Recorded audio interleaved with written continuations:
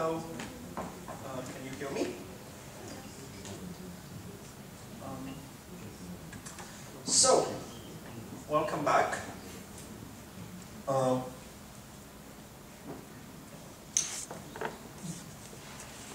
hope you can still remember yesterday. So we talked about the transformer, and before that we talked about the neural GPU, right? And we had some Colab where we did some exercises. I don't know if any of you looked at it later. So we had first the deterministic task, and we found a model that worked great. And then we changed it to be non-deterministic, and we saw that the model did not work. And we added an autoregressive part, and it started working again. And I updated it a little bit, so if you go back there, you can see both models, and if you fancy, you can rerun the things and see that it's still true. Also, there is online a tutorial on transformer, so if you want to rehearse all what we were talking about in a different way than on these slides, it's a nicely written part. There is a number of them, but this one's quite nice. So we talked about the neural GPU because we said, well, these one-layer, three-layer, constant number of layer models are not computationally universal, right? They cannot solve some more complicated sequence tasks. So we introduced the neural GPU. It solved the tasks, but it was only good for deterministic functions, and it was too slow.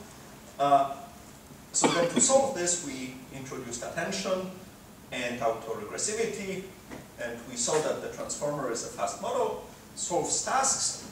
But here's the problem: the transformer is a like 6-layer model, 3-layer model. It has the constant number of layers. So if you recall this slide, right, we were talking what's the problem with the neural GPU, and we said, well, the world's not deterministic, and we now know how to handle it, right? We can handle it without autoregressivity. It's a universal way. It can model any distribution of sequences. And we actually checked in the Colab and in the exercise that it works. So that's done. Then we said the neural GPU is too slow, and convolutions, they only see like one thing to the left, one thing to the right. It would be nice in one step to see much further away. So we introduced attention, and that's really good. It's fast.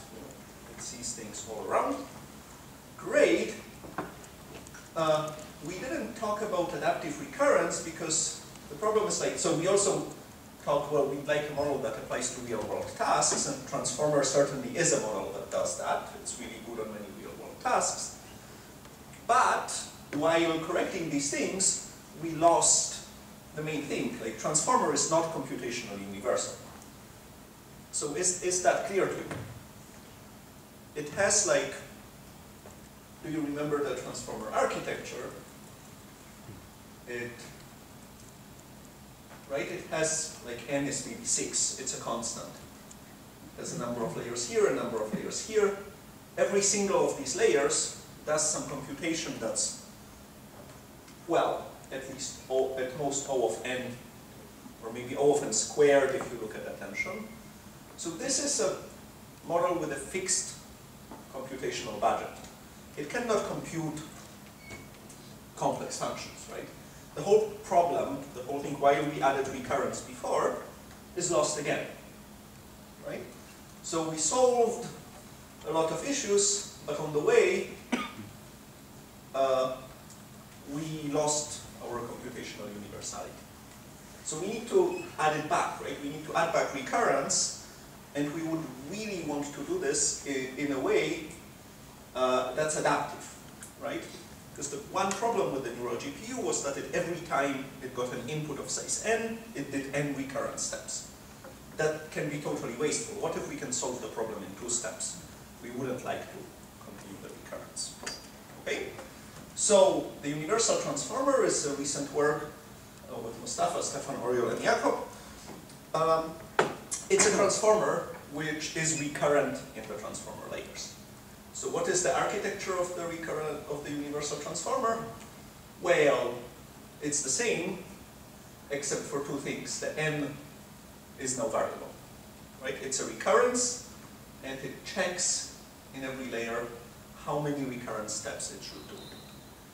And the other thing we changed is these feed-forward layers, which were like position-wise dense layers, are now convolutions. So when we make these layers to be convolutions, this thing is clearly a more general model than the neural GPU. Why? Because in neural GPU it has a convolutional layer, and it does it n where n is the size of the input rate, not a constant n time. You may remember this picture, right? It has, this is a convolution, and it does it n times where n is the size of the input. So when we make this picture, if it had no attention layers, it would be the same, just where the n is a constant. And now we're making this n to be an adaptive thing. So by adaptive, we mean we want the network to decide how many times it wants to go over this layer. Now, in the transformer model yesterday, every one of the layers had a different set of parameters, right? Now, they will all share parameters. So it's one set of parameters we currently share here that it iterates over. Okay, that's the basic idea of universal transformer.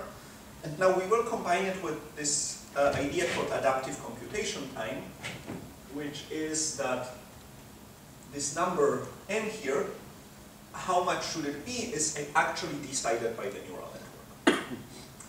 So how does the neural network decide about adaptive computation time? While it's computing, so it has some activations, right? Some large layer of activations. It computes the mean of all of these vectors, just to have one representation, puts it through one fully connected layer that outputs yes or no, just one number between 0 and 1, which is saying whether we should stop or not. And we add up, so at every step of this recurrence, we get the probability that we should have stopped at this step. And when the accumulated sum of these probabilities exceeds something like 0.9, we actually stop. So now, this idea is very easy to say, but it's a little bit more tricky to implement. Because during training, you have a batch of examples, and maybe for one, it has decided to stop. And for the other, it wants to still go on. So when you're implementing it, you need to be careful to, like, in fact, if you have a large batch, you might compute actually longer than the network would require, and you need to then gather results from different steps for different inputs. And it is not differentiable, this sum, which is truncated after 0.9. How do you differentiate such thing? Oh, right. So the question, it's a very good question. Like, since it's not sure when it should have stopped, do you take this result, or this result, or this result, right? How do we differentiate through it? And here is the answer. You weight the different time steps by their probabilities. So if it says I should have stopped 0.2, 0.4, 0.9, then all of these different activations will be added up with the corresponding probabilities. So it's kind of like a softmax. Well, it's not a softmax, it's a sigmoid on every step. But it's deciding, oh, when should I have stopped? And in a soft way, it backpropagates gradients to everything. So now during training, this is not that fast. It actually trains slower than a normal transformer, 2 or 3 times. But during inference, you don't need to backpropagate, right? So you just run it forward until it crosses a threshold and then take this. So it's a different behavior during training where you don't know when you should have stopped and you need to backpropagate to all of these steps, and on inference where you can actually do this. So on the training, you like backpropagate like a few times more, right? For all of this. You add up the activations. So you have the probability of stopping in every step, and you weight by this, and add up all your, and you just set a maximum. So everything stops by step 16 or whatever. So this idea, it's called adaptive computation time, and it's actually an idea by Alex Graves. That was applied to RNNs before, and we just applied it to the transformer. So this new model, universal transformer, which is transformer who needs the neural GPU, it's transformer with convolutional feed-forward layers repeated recurrently and with added adaptive computation. And now, so here is one issue. I wanted to make some slides, but the problem is, as I said, this is very recent work. So it's not even on archive yet. I've just checked. Well, I should know. So that's why I will show you just, it should appear on archive within a week or two. Well, judging by the fact that there is ICML, it's probably 2 or 3. So I did not put it on the slides for now. I will add it, like, update a version later when it's on archive. But here is the actual figure for the model. So, well, as I said, it's a transformer, has an attention, a residual connection, dropout, layer normalization, transition function, which is a convolution in most cases, another residual connection, dropout, layer normalization. And then this loop is done t steps where t is decided in this adaptive way. And then after t steps, it goes to the decoder, which has the same property. So this is a more detailed view of the transformer, right? It has the multi-bit self-attention, dropout, layer normalization, multi-bit self-attention, and same, it goes. So now, this adaptive computation time idea, it was introduced for RNNs, because it's very easy to say we stop after an adaptive number of steps when we are deciding things for one word or one token. But now when you're doing this recurrence over something like a transformer, then you need to remember that this thing under here is a whole sentence. Right? In every step, we're processing the tensor that represents a whole sentence or a whole sequence of any kind. And we process it by appending every word, right? Now, the decision whether to stop or not, the way I told it, is made for the whole sequence, right? So either we are processing for every word, or we are not processing for every word. Okay? Because these layers, they operate on the whole sequence at once. Now, what you might want, and what it turns out you actually do want, is maybe for some words, for some tokens, you need more processing. And for some, you just can finish earlier. So think about it like this. You have a task where you need to, well, maybe not just translate, but say, answer a question. Or do, like, there is a task set from Facebook called Babi, where you need to, like, combine a number of facts and draw some conclusion. So maybe for some easy things, like you're generating a comma, you don't need to think much, you can just generate. But then when you're generating like what actually happened, then you might need to attend to one point, attend to another, combine this data, do some computations. So to allow that, we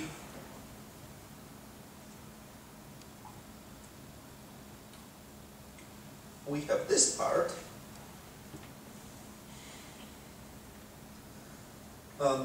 So in every step of this transformer layer, for every position, we control whether this position has stopped or not. So in the real computation, we'll have to do as many computations as the position that stops last, because this all happens on tensors in parallel.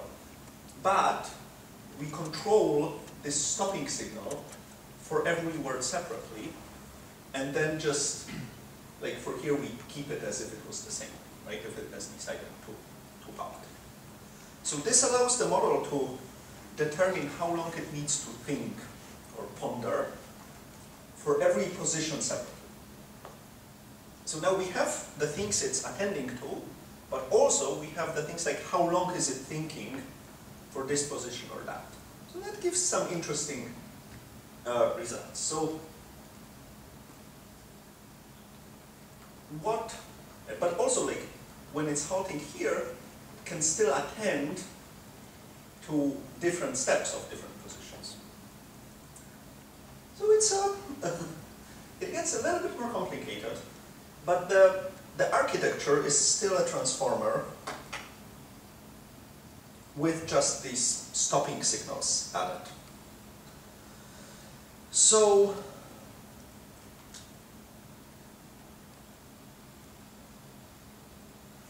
this is the universal transformer, and now the question is, what should we test it on, right?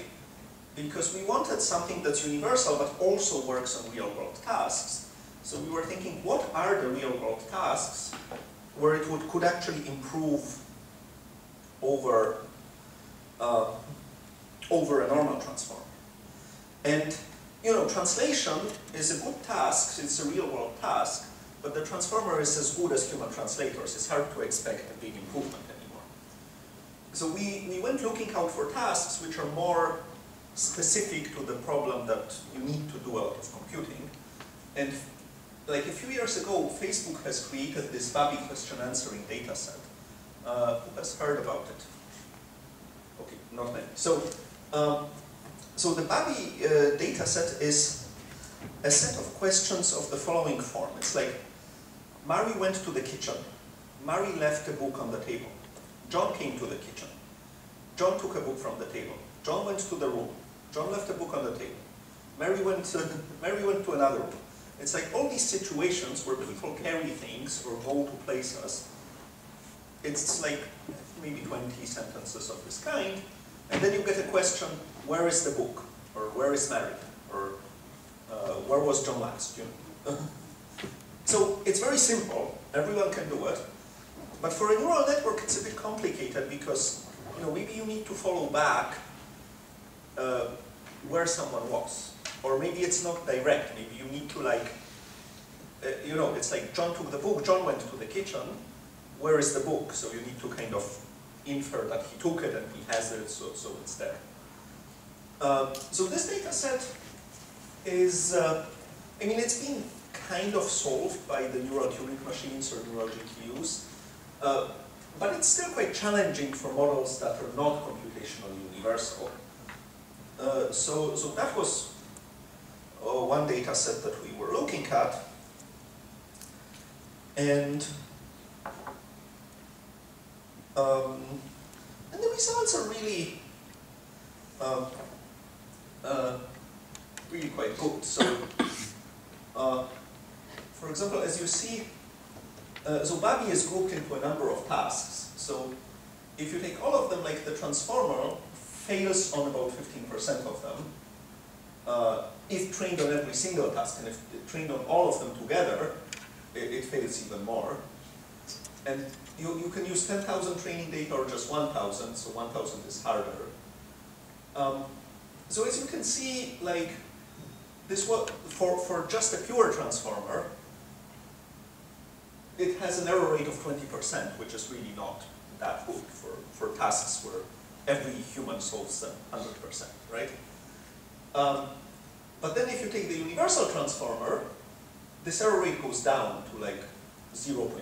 So it's really good. It starts solving them in a convincing manner. And there were previous works that did similar things. And so it starts to work on this task. But, so that's just one task, right? The problem is the models up here, like the memory networks and so on, they were kind of designed for this task. I mean, they were rarely tested on many other tasks, and we were like, okay, we want a model that would really work on many different tasks. So you take the universal transformer and we try, okay, how about the subject-verb agreement task? So subject-verb agreement is like a corpus of grammar tasks. And it's another task of this kind where you really need to sometimes look more carefully at a number of times of the sentence. And again, the transformer, so there is the universal transformer and the adaptive universal transformer. Right, so the universal one, it doesn't have any of this adaptivity. It runs recurrently for a while, and that's it. When the adaptive is the version of Macias. So it seems to work well on this, subject-verb agreement, language modeling. So language modeling is approaching like more realistic high data tasks, and it's important to make sure that it's doing well on those. Now, we talked about algorithmic tasks with the neural GPU, right? Adding long numbers, multiplying long numbers. So these are results for the algorithmic tasks where you train on length 40 and test on length 400. That's a different thing. And we saw like the neural GPU solves all of these tasks, but you need to put a lot of effort into training it. Like you need to use curriculum, you need to use a number of tricks, and also you need to train like 100 models and pick one. While the other networks, we just trained them once without any curriculum. And as you can see, well, so this is sequence level accuracy, which means how many % of fully correct sequences there are. And I think we had this experience yesterday in the exercises that just measuring how many characters, like how many single digits are correct, doesn't tell you that much. You really want to know whether the full answer was correct or not. So you know, LSTMs get like 9%, transformer gets 3%. Well, this gets already 35%, which is better. We would hope for 100%, of course. But it gives a chance that maybe with better training or some more improvements, it will get there. It's not that good on addition, I don't know why, but well, at least it gets some things right. So these generalization tasks are very hard, and people constructed a little bit easier tasks. So this is a joint work with DeepMind. So they have their own testing suite, which is called LTE. These are algorithmic tasks that are a bit simpler than the ones used for neural GPU. On these tasks, you see like transformer fares better already. It's like 60% and 50%. And the universal transformer can really solve these. And these are tasks with executing small programs, so they're a little bit harder. And it really also fares well on these tasks. So it really shows that this is a more universal architecture. And well, and it can also translate. So the problem is if you try to like do translation with the neural GPU extended to be autoregressive, you can do it, but it's extremely slow, and the results are maybe you get 20 blue. It works, but it's not great. While with the universal transformer, you easily get 29, and then if you increase the configuration, you get to like 29.7 or so. So universal transformer beats the normal transformer? It's very close. So we can get like 0.1 better results, but you need to be careful about saying that it beats it. Like 0.1 is within the variance that you can get if you make 10 runs and pick the better one. But at least it's not worse. And it runs only 2 to 3 times slower. So yes, you're losing some time for the fact that you're having the recurrence and you're universal, but you're getting at least the same results. And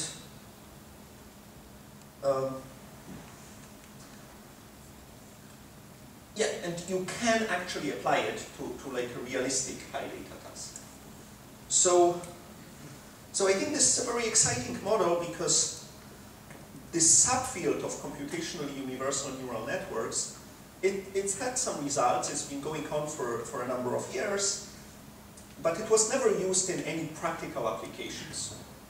So there were the neural Turing machines, the differentiable neural computers, stacked RNNs from Facebook. There was a number of papers coming from different groups, and the results on algorithmic tasks are good. But if you try to apply this model to large real-world tasks, they always underperformed like the simpler models that are just made for this, like LSTMs or transformer. So with this model, you can actually apply it to some real-world data, in addition to getting reasonably good results on the more algorithmic tasks. So I think that's exciting because it might be a model where if you get a new task, right? Something comes up. There is some team comes, they say, oh, we have a task, we want to do this or that.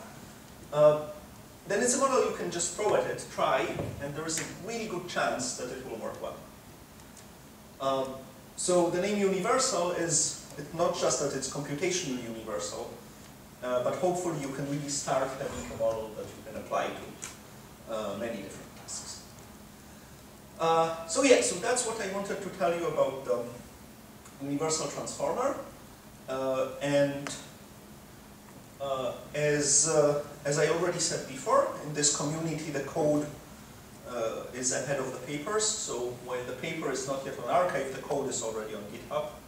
So if you're really curious, you can find it and give it a try. And for the... Do you have like some intuition why it's not as good on the copy task and on the algorithm task in the neural GPU? It's just training. Because the neural GPU, so I spent about a year figuring out how to train it to make it work on these tasks. And this thing was just trained the same way you train it on translation, with no intelligence. So you probably need to add at least a better optimizer, like ADAMAX, or tune Adam more heavily. So there are some parameters for Adam that are necessary for the neural GPU. Like Adam has a beta 1, beta 2, and epsilon. And you need to really make the epsilon quite high for the neural GPU to train.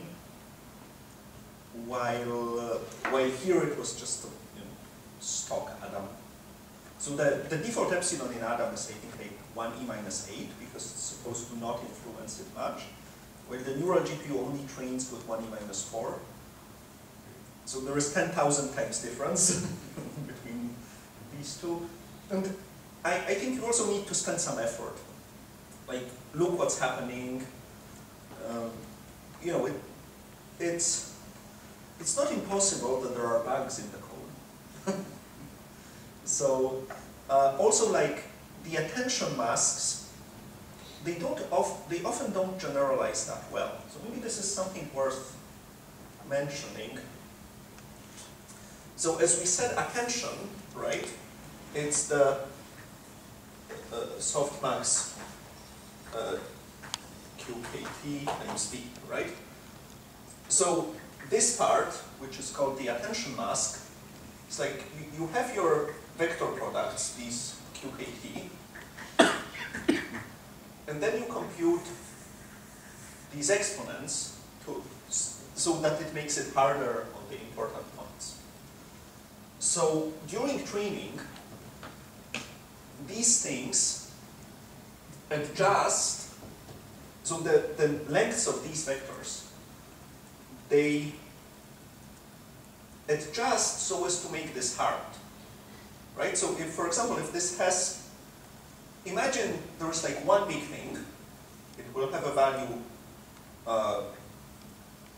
x, and then there will be, this has length L, so there will be L minus 1 things with the value, whatever, let's say this has value 10, and these have value 1 over 10.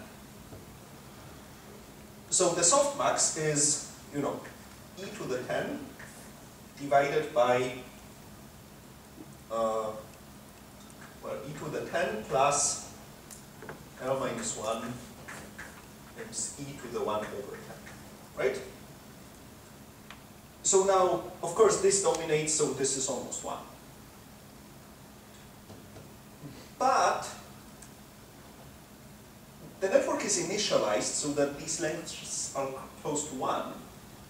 So it will rarely push it to be that high, right? Maybe it's not 10, but it's just 3. And then this is 90%, that's still enough for the network to be fine, right? But it's fine for this length L. Maybe it's training on things of like 20 or 40, you know? Now, when you suddenly increase this by 100 times, then this attention mask gets much flatter. Because all the other things, they were irrelevant because there were few of them, but now there are 100 times more of them, so the attention is much softer. It's not clear whether the standard attention layer is actually not bad for generalization. And this is something that has not been investigated really much.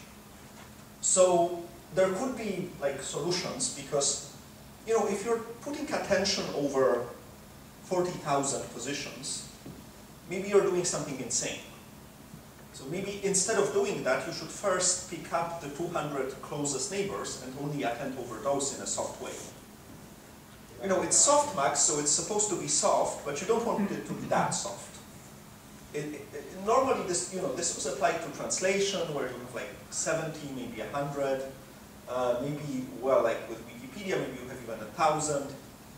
But if you're trying to test it on 10,000 lengths, and especially if the things you test it on are much longer than the ones you train it on, then it seems like the attention is not adapting to these different lengths. So there might be some work needed to make it generalize better. So yeah, it's a universal transformer. It seems to work fine. It was approached from the real-world task perspective, meaning we wanted to be sure that it works on large data tasks very well. It works on these algorithmic tasks not as well as we'd hope yet. It's an open work, guys. Things to improve. But yeah, I think we're coming to the point where you can really trust that these sequence models are strong and fair game for any task. Okay, so that's what I wanted to tell you about sequence models. And so now you know image models, you know sequence models, and so I think you're kind of well prepared for doing deep learning. But in the outlook part, I wanted to mention a few other things that are happening, and just if you have questions, please ask. And I just want to mention these things. There are also things that I'm working on. So one thing is multitask learning. So you know, we were operating in this idea that there is some input data and some output data, and we train a network to solve this task. But in the real world, you know, there is, if you want to do translation, you know, for Maltese, maybe you only have 2,000 translated sentences, because there is no corpus, there is no data. But you're translating into English, and you have millions of English sentences, they're just not translated. So what you would really like to do is to have a model that reads all of this text, learns about text, and then from this small data learns to translate or do whatever else is needed. So people call this like multitask translation, and I worked also on doing this across different domains. So maybe you have some image data, and some translation data, and some image captioning in English, and you'd like your model to do captioning in German, just on its own. How can you do it? Well, the idea was that you have a number of input things, which we call modalities. So if you get an image, you will have a small neural network that will process the image into a representation. And if it's text, you will have another one that will process text. And if it's audio, then you'll process another one just with an audio. It's very hard to have all the different things be input in the same format otherwise, right? Because sounds are much longer, text is shorter, images are two-dimensional. So we have this specific network for every modality, text, image, audio, whatever comes. But we try to keep them small, so at the end you get everything encoded in the same way. It's a tensor of in a joint input space. And then you put a encoder-decoder model. It can be a transformer, it can be an RNN, basically any input-output model, which is autoregressive, so it needs to decode the thing and encode it again to mix, right? We went through this autoregressive part, so if it has different modalities, it needs to be autoregressive in this particular modality that you're training it in. Yeah, so that's how you can make one model to handle images, text, and different tasks. And what we saw was that it actually can help, meaning you can train the model on images, and it can make it overfit less on grammatical parsing. So if you design the model so as to share a lot of parameters, you will see some transfer learning, even if the tasks are different. So this multitask thing was quite old, and the problem with this model was that it required an enormous amount of hardware to train even once. So the smallest amount for training was 1 week on 128 GPUs. So that was not too practical to iterate on. So we scaled, people scaled down a little bit. And especially this year, like in the last 2 weeks, there's been a very big push on multitask in NLP. So there was concurrently a post and a paper from OpenAI and from Salesforce, and both of these papers do exactly the same, but just for text. So you take a lot of text tasks, language modeling, maybe translation, maybe question answering, grammar, inference. There is a lot of NLP tasks. You put them into one model. The largest task is always language modeling in text, because you have a lot of text. You train it, and then you get better results on all these other tasks. So,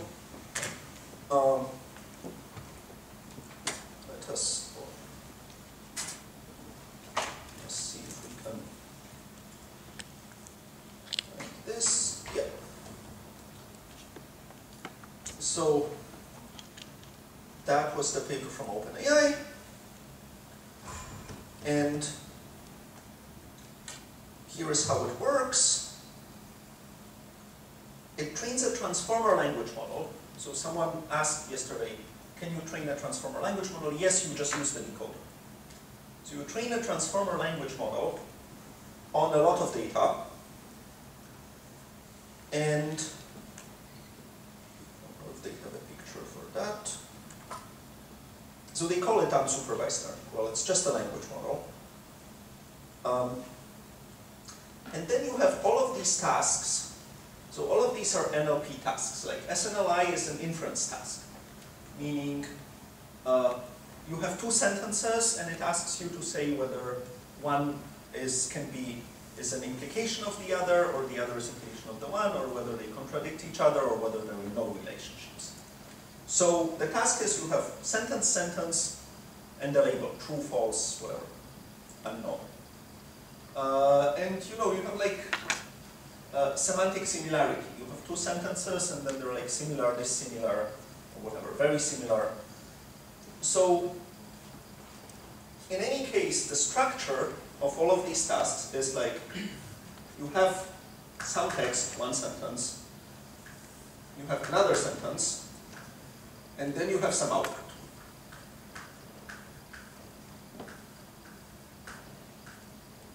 And the way they train it is, they train a model, so here will be like a task ID,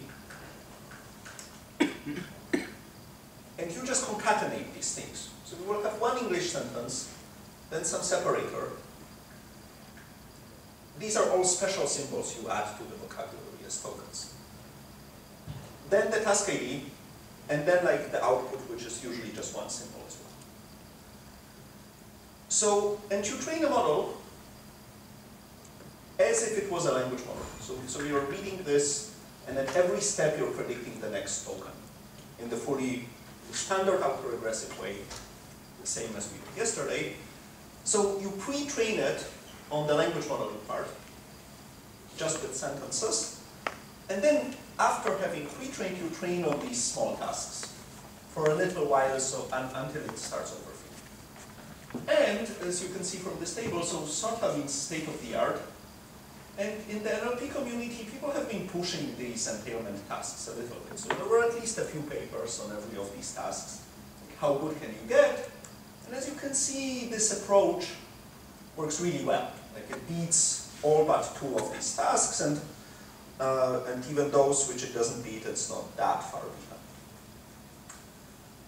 So, yeah, so this is a very exciting thing, because in many real-world situations, especially in text, you don't have a huge corpus of things. You have, well, there is a lot of text in every language, but you want to use it to solve a task for which you have only very little data. And people used to do pre-trained word embeddings for that purpose, but it seems like pre-training a whole language model works better. And there was at NACL this year another paper called ELMO, which says, okay, pre-train an LSTM with language model and use it as your first layer.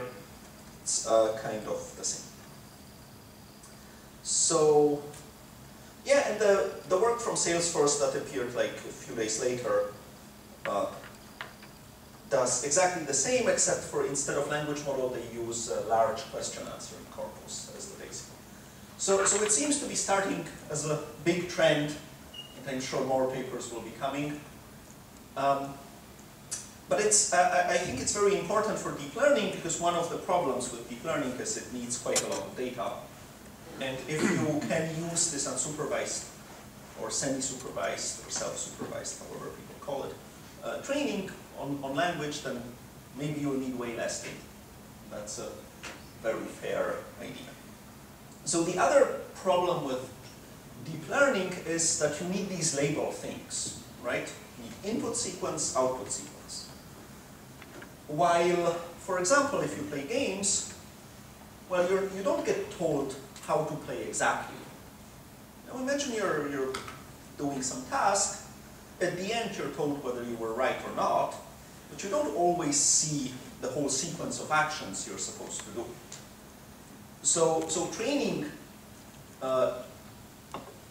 it would be much nicer if you could train just when you get rewards or reinforcement, right? And this is something that is done mostly for games at this point and robotics. So you have a simulator to play a game, and then you win or you lose, or your robot is supposed to get as much forward as possible. And reinforcement learning, I mean, I'm sure you've heard about it. It's quite a popular domain. So it seemed like, I think, the first of the really big deep learning, reinforcement learning things was when an at that time startup called DeepMind managed to make a program that played Atari games really well with a deep neural network.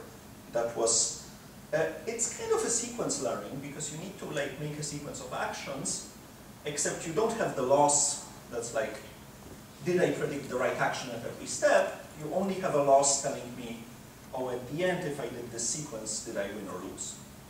So it's sequence learning, but it's much harder to train because the loss is sparse and the variance is very high in what you do. So there are a lot of techniques to overcome that. And it's been progressing over the years as well, because they moved from Atari to Go. You've surely heard they can win. There was a lot of work in robotics. that's quite impressive. Also, I think just last week, there was a paper about improving robotic grasping with deep learning. So grasping is, you have this robot hand, and it would be very nice if it could just pick up an object and put it in a box. Not the hardest task in the world, maybe, but especially very useful for working in an Amazon center to put things. And grasping has been studied in robotics for decades. It's an extremely hard problem because, well, you train it to grasp certain kinds of objects, and then of course it can grasp these objects, but what if it's a teddy bear? What if it's suddenly metallic and slips out? What if it's a, bunch of boxes and you need to push one aside to be able to have space to grasp it? People do this without even thinking, but for a robot it's a really hard task. And I think like the state of the art on unseen objects was about 50% success rate in grasping. So it's really quite inefficient. If you cannot grasp half of the things, you cannot put this robot into the center. And then it moved towards 70, but this is still not that great. And this year there was this paper that gets like 96% success on unseen objects, and that's within the realm of actually putting the robot somewhere and having it do work on objects it hasn't seen before. So this is quite a big deal in this field, and it's also achieved using deep reinforcement learning, meaning there is a deep network that predicts the sequence of movements. It only gets the loss from the reward signal, and the biggest problem is how to train it with little data. So they do an amazing number of tricks to reduce the variance of these things and train it with little data. And well, the OpenAI guys, they've been playing a game called Dota. I don't know if you've heard it. It's a computer game where people fight. Apparently, a lot of people in the world play this game because it has a tournament with a 40 million prize pool for the best player. It's the most awarded computer game ever. And they made a bot last year that was able to play one-on-one, and now also recently they made a bot that's able to play as a team of 5, and that seems to be a very interesting thing. And it's the same fundamental methods with a lot of engineering and improvements to make it work. And on the other hand, so it's a very curious idea to start thinking that, so how do we make all of these things work? Well, we design neural networks, we change their architectures, tweak their parameters, tune them, change optimizers, learning rates, pre-processing things. So what if we thought, okay, let's train a system to do this neural network design for us? It's a very natural idea. Let's get the computer to do our job. And this goes under the name of learning to learn, or at Google it's called AutoML. So, designing a neural network is also it's a sequence task, right? You decide, I will have a convolutional layer, it will have this size, I will have an attention layer, and I will use this optimizer. So you can encode it as a sequence, and then you get your reward. You train this network, you say, oh, after this many steps, it got this much. And what you want is to find the best sequence with the best reward. And surprisingly, this works actually really well. So, for example, the state-of-the-art network on ImageNet for image classification is called AmoebaNet. It was designed automatically. And the surprising thing is it was designed on CFAR, which is a data set of 60,000, like 32 by 32 images. And it turned out the same network works actually really well on ImageNet, which is a set of 1 million images that are much higher resolution. So it seems like you design for one task, it often transfers to another. It's a nice surprise. And it's again like, it closes the loop. It's in some neural networks applied to the neural networks.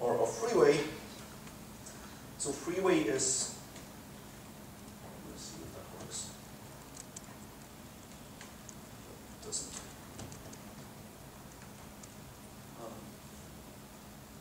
No, it does.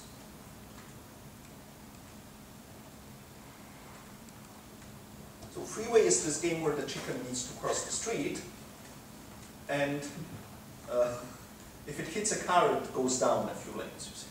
So usually this requires kind of a lot of playing of the game, because you only get a reward when you cross the street. Then it actually gets one. As you see, if it doesn't know what to do, it will just wait or not cross or whatever.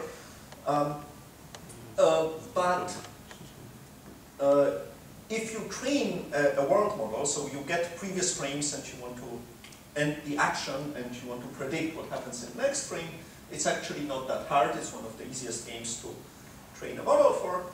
And the interesting thing is the model also needs to predict the rewards.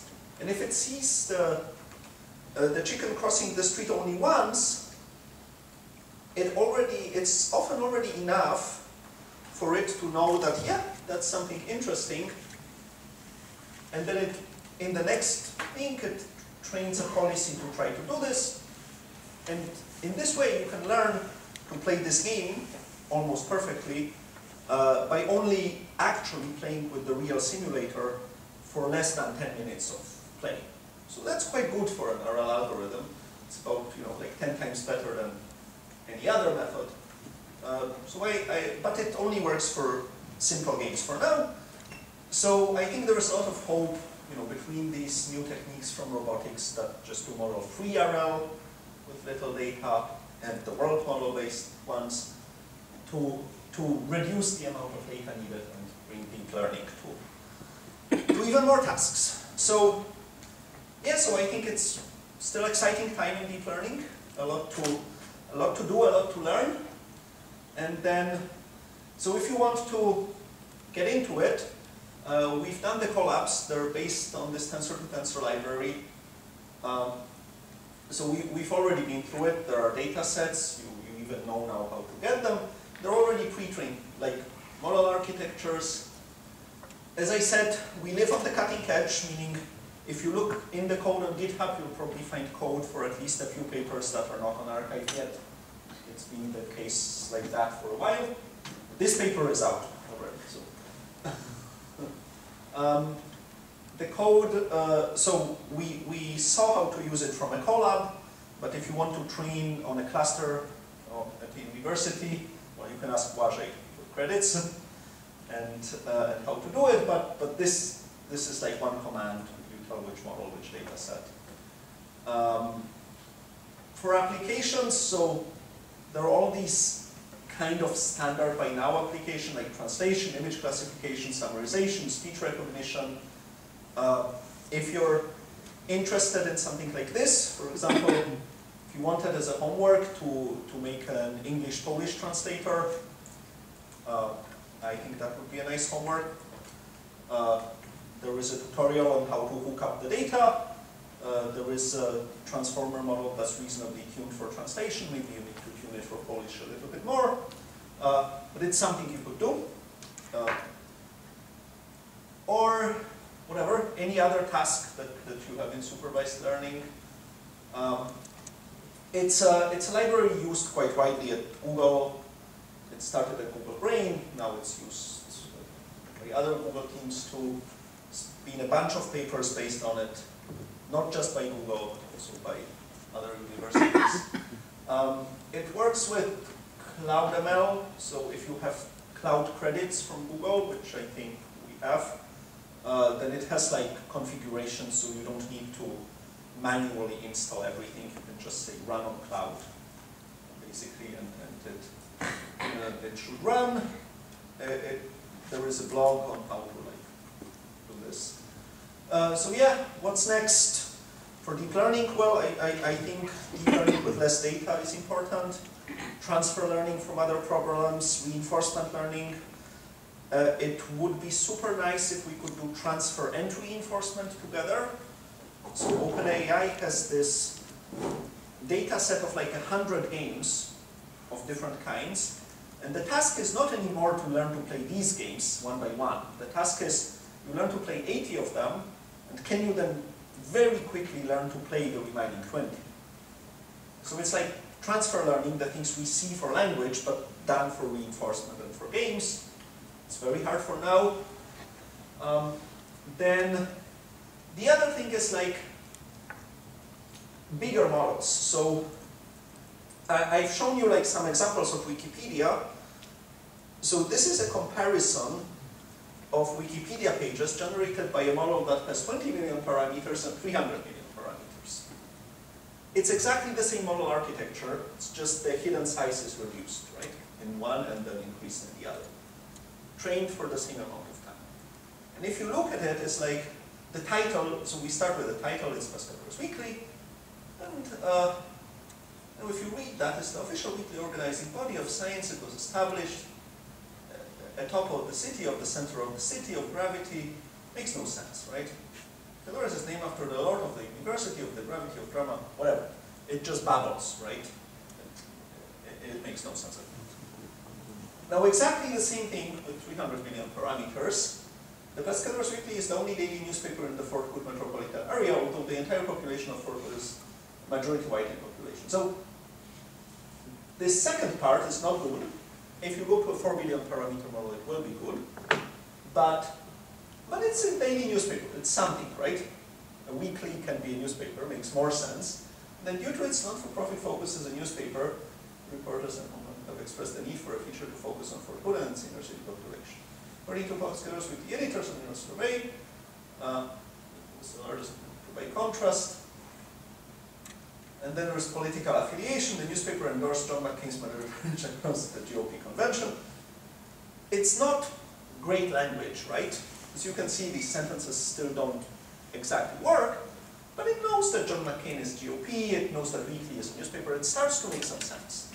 So, what if you go to 6 million parameters, and we've recently tried and it gets much better, but what if you go to 100 million?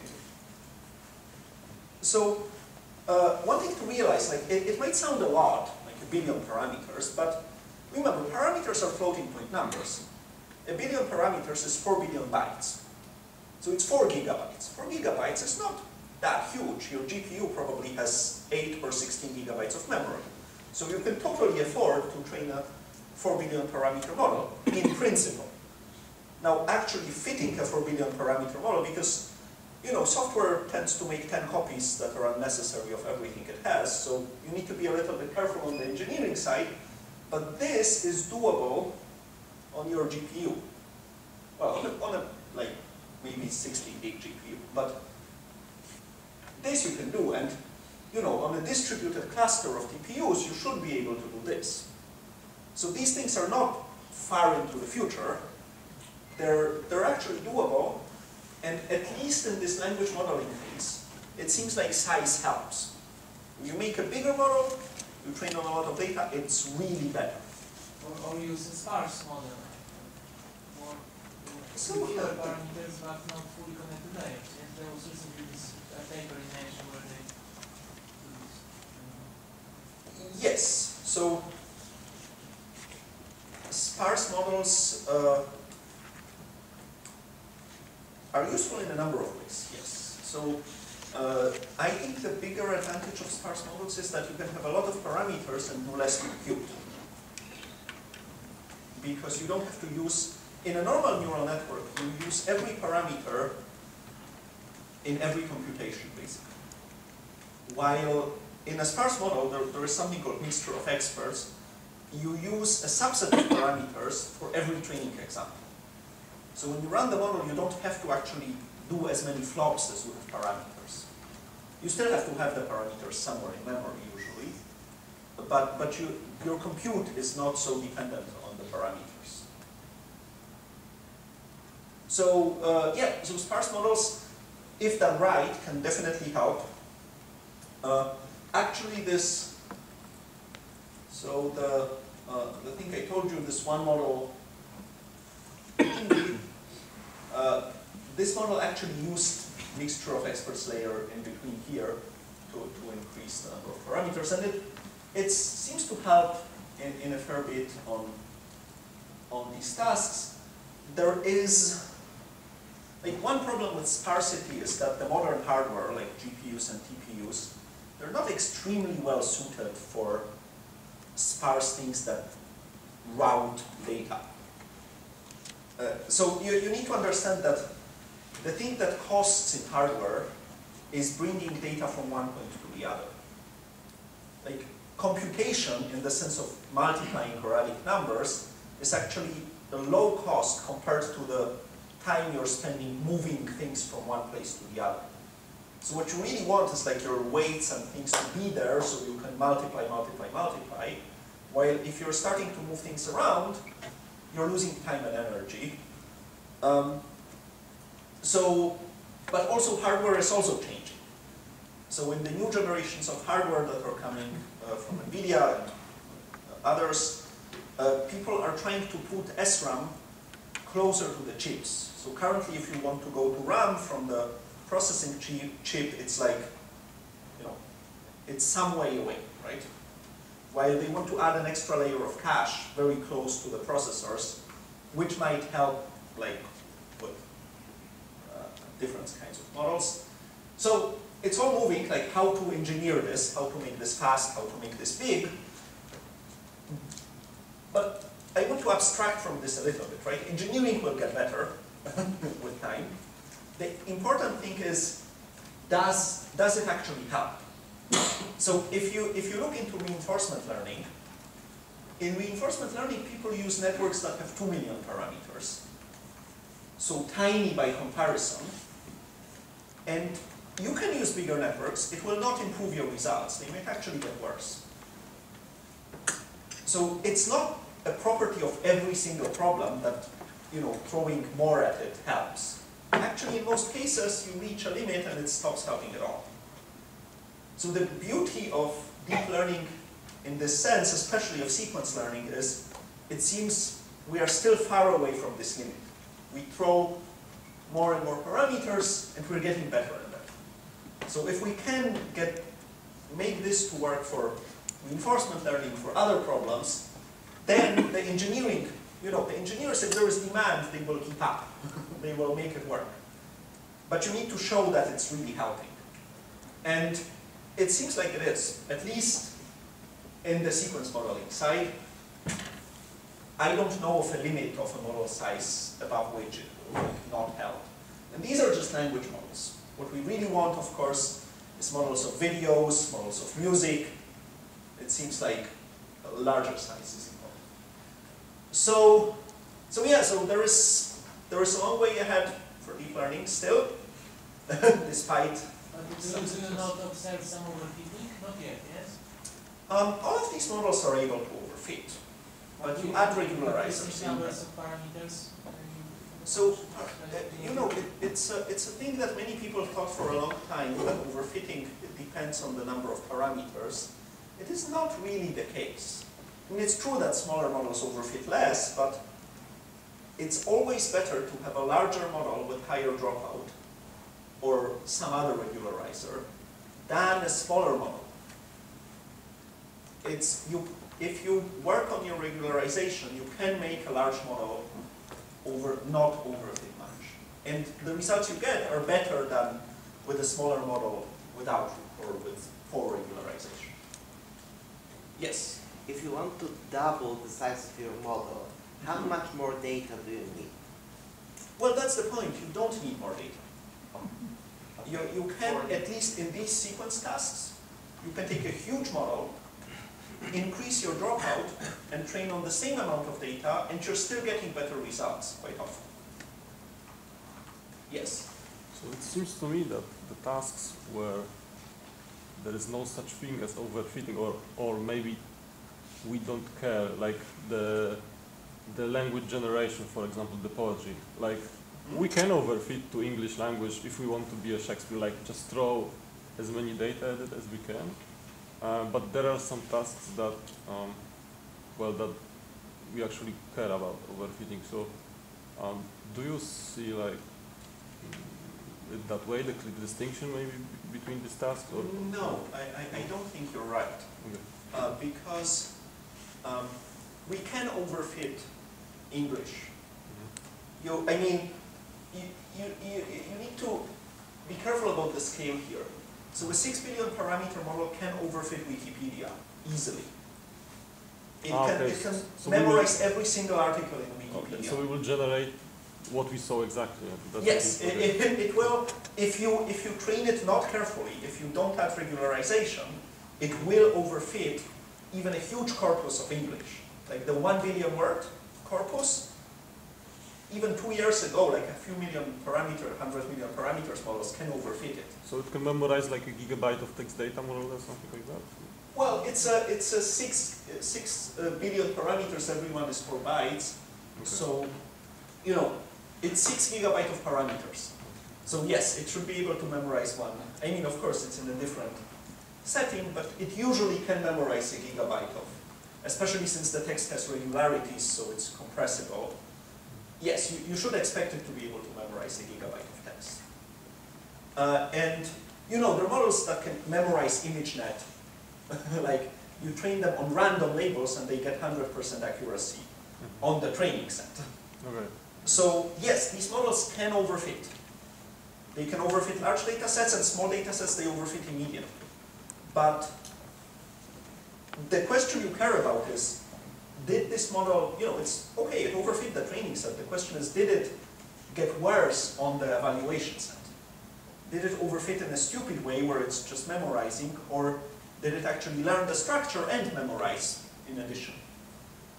And if you add good regularization, and there is a number of regularization methods that we didn't go into. We talked about dropout, and I think it's the main one. But then there is, well, weight decay is a standard one. And there's also label smoothing, where when you're predicting the words, you tell it you should not be overconfident that it's this one. You should have some confidence in the other ones, and you can choose it based on a smaller network or based on unigrams. This can help with overfitting a lot. So you can work a bit on how to make this model not overfit, and by that I mean it will still get 100% accuracy on your training set, but it will not decrease the accuracy on the evaluation set. And actually, I think this is also very new work that's not yet published, but the adversarial networks like GAMs, you can train them just for generation, but you can also train a discriminator to prevent you from overfitting. And it seems to work very well as another regularizer.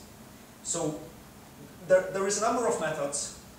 It's a little bit of a hodgepodge maybe, but if you put them all together, you can train a really large model on a really small data set. So, like, I think you can train a 1 billion parameter transformer on a data set of just 20,000 sentences. Well, 20,000 is not, like, if you have 200 sentences, it would overfit in the bad way, yes. So there seem to be limits, but in many cases, you can work around it and get really good results with large models. Yes? You said that even if it overfits, but if it works better on evaluations, then it's better anyway. Yes. So my question is, does in this case the model overfits but still works better, or not overfit? And if it's the first case, I mean, then how do you if it think? works better, I wouldn't say it overfits. Okay. We say it overfits when the eval curve Yeah. goes down, right? It just fits. It fits the training set, and but doesn't overfit. But it fits training set better than test set, right? Oh yes, yeah. So how do you think, like, increasing amount of data, what kind of a dependency on increasing the amount of data and increasing the performance of the model? Obviously it increases, but like, what can we expect if we double, for example, the size of data? It's a very hard question, because it really depends what kind of data you have. Like, very often if you, for example, people generate data synthetically, and sometimes it doesn't help at all. But if you have real data that's more, like, you know, you train a translation model. All of your data comes from a legal corpus, Well, all of your test data is Twitter feed. You know, it translates somehow, okay. If you add data that comes from like a chat log, it will help way more than if you add more legal data, which might not help at all. So it really depends on what is the data. Yes? Practical question behind this. So I would guess this is like very often the situation that you first train on not that big of a model and then at some point said, okay, the architecture seems to work, so let's try now do the bigger model and more time on. I don't know. Yes. Okay. So, and this is like probably very, very time consuming. You want to. Yes. So some general good practices would be so again, this is a practical question.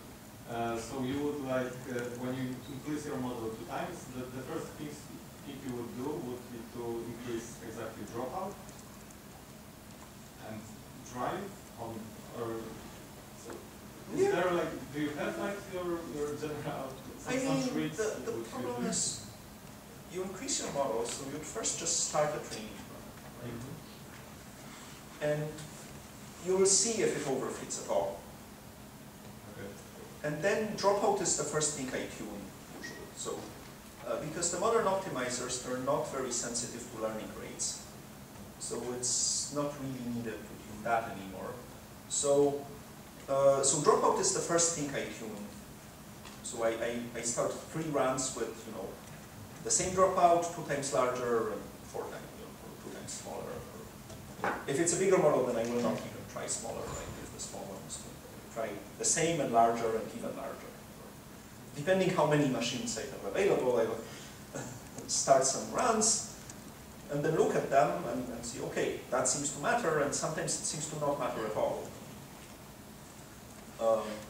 Yeah. Yes. What is some safe way of increasing the number of parameters? Is it increasing the number of channels in every layer? Yeah. So it's a standard one. Increasing the number of layers is a little bit more tricky because sometimes it doesn't train that well, but often it helps too. So for example, for the transformer, we tried increasing the number of layers, and it was really hard to train. And then very recently, some colleagues came up with like a 60-layer transformer, and they add some additional losses to make the layers train better. And it's like there is this trick. It was also used in image network that you train the model to use only the first 2 layers and predict your target, and then use 3 and then use 4 helps, and then more layers helps more. Yeah, but like increasing the number of channels is a very easy way of increasing the model.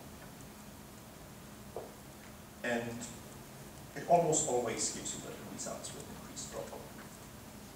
So is this the way you're talking about when you show the language model with various parameters? Mm-hmm. Yes, it just increases the number of channels in every layer. So you take the transformer, which was like usually 256 or 512, the number of channels in every layer, to increase it 2 times, 4 times, 8 times. And if you can train it, like some of them don't fit on a GPU, but if you manage to train it and tune the dropout, every single step is better than the previous step. On the same data set, like English, German is just 4 million sentences. So 4 million sentences, every sentence is like 20, 30 words, so it's like what? It's about 100 million words. So you know, it's sequences of 200 million tokens for a model with 1 billion parameters. It already qualifies as small data, but it doesn't matter. It gets better and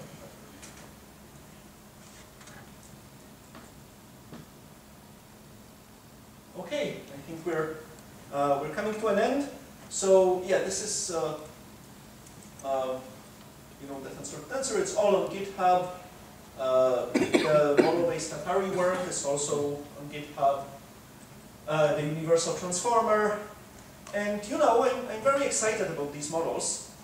I think with more progress, with bigger models, we will probably be able to do like realistic models. Well, I mean, the text we generate is already realistic. We'll get to video models, like I mean, we can already generate nice images.